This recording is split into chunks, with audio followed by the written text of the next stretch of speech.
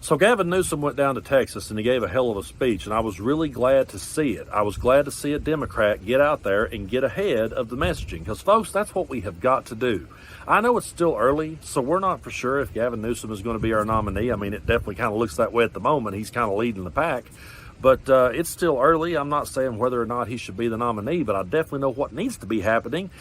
We need to be getting ahead of the message, and we need to be out there talking and going into places where we're not as popular and getting that message out there. Because you can love Donald Trump or hate him, but he's been campaigning ever since he came down that escalator. He has not stopped. He campaigned the whole time he was in office the first time.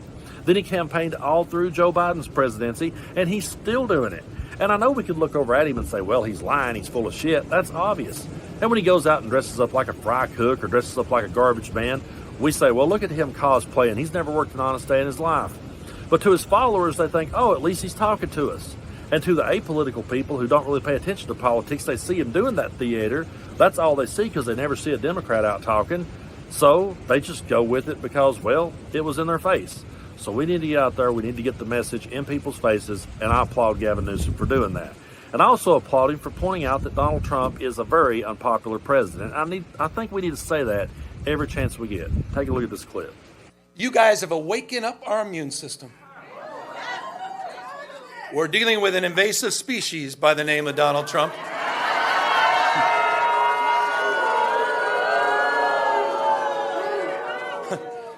He is an historic president, however. Historically unpopular president. Under every key category. I mean, you can't even make this is hard to do.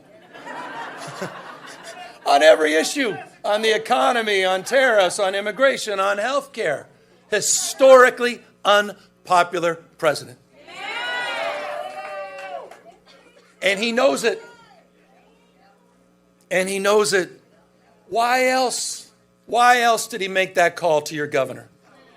Why else did he feel the need to rig the election before even one vote was cast? That's just weakness.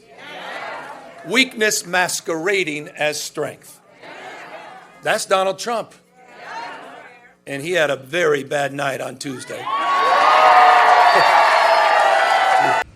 He's right. Donald Trump is unpopular in every category. And if you look at the issues that Trump supporters really cared the most about and the things Trump ran on and the promises they thought he was going to keep, he's broke every one of them. If you just took 3 of them, they were dying for him to release those Epstein files. Now, he did dance around it if you go back and watch. He definitely danced around on that one. But they were definitely under the illusion that when he got in, he was going to drain the swamp. He was going to expose the deep state. He didn't do it. As a matter of fact, he turned to him and said, hey, by the way, that's all a Democratic hoax. Stop talking about it. I don't want to hear the name Jeffrey Epstein ever again. And they all ran thinking that they were going to get lower grocery bills, cheaper eggs. And he said, oh, you'll see prices going down on day one. And then he turns around and says, that's just a Democratic con job, this word affordability. That's just a Democratic con. And I want y'all to stop talking about it. I don't want to hear that word affordability anymore. And they also thought that he would start no more wars, and here we are gearing up against Venezuela. So if you just take those 3 alone, those 3 promises, he broke them already.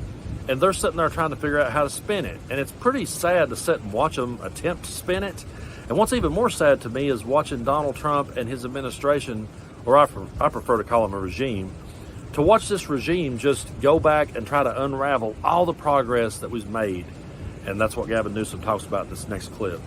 These guys want to roll back all the hard-earned progress of last century. They want to put America in reverse. They want to bring us back to a pre-1960s, maybe 1860s world.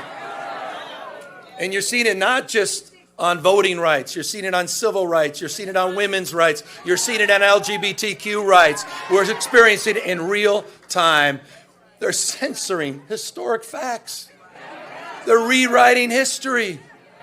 They're on a banning binge, Bud Light and Big Bird.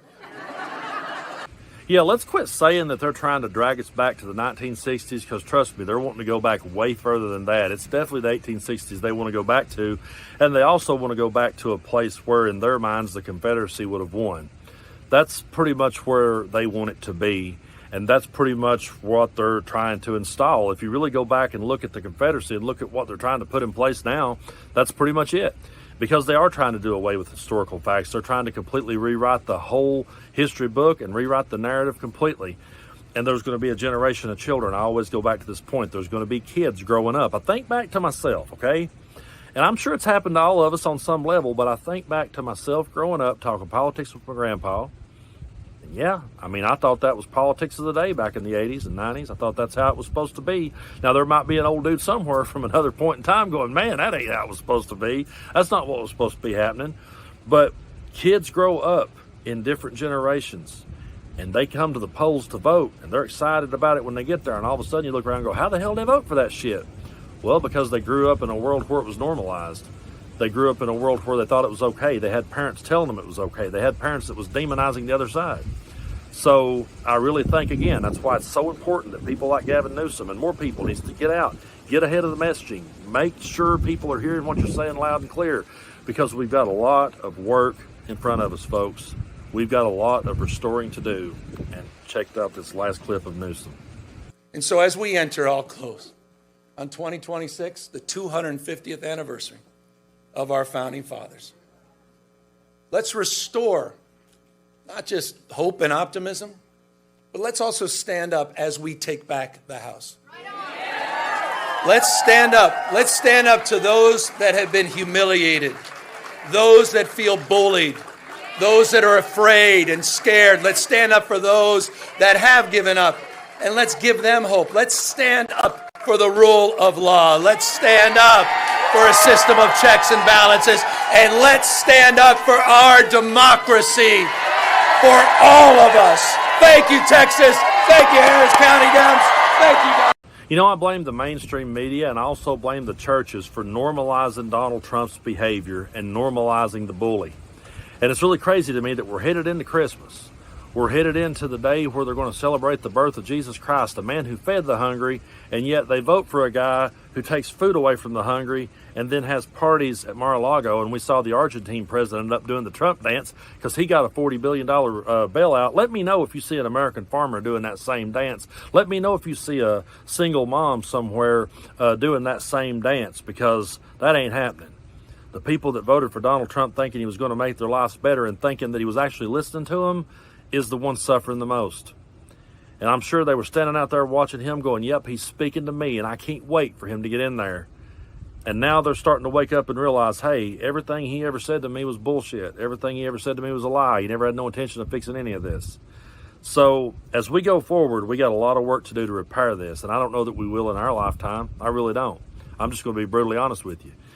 I think Donald Trump has left a stain on American history that is going to be forever, and I think generations for years to come is going to be trying to live down Donald Trump the same way people in my part of the world were trying to live down the Confederacy. I really do. I think it's just going to be a permanent stain that we're going to have to try to get over and get past. But we do that by standing up for people, standing up for the people who have been bullied, and standing up for the people that he left behind.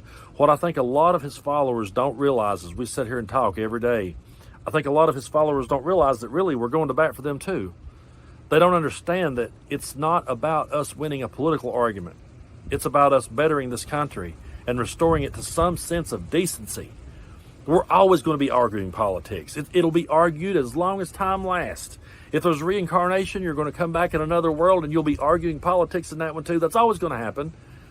But could we at least have some decency? Could we at least have some respect? Could we at least treat people the way that we would want to be treated?